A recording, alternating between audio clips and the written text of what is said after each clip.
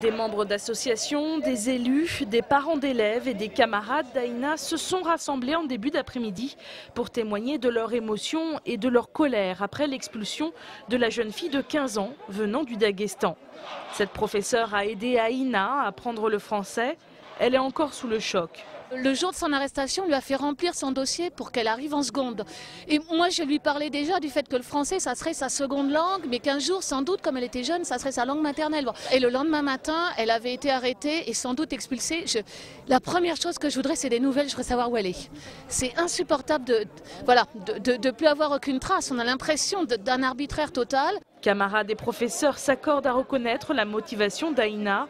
Tout de suite, ses amis du collège se sont mobilisés en faisant pétitions et banderoles. On a été très choqués et ça nous a vraiment révoltés. On était c'est vrai qu'on a été très tristes aussi, très émus, toute notre classe. Et on a vraiment souhaité se mobiliser pour montrer qu'on n'était pas d'accord et que c'était grave, quoi. Aïna, c'était une élève qui arrivait il y a à peu près 4 mois et demi.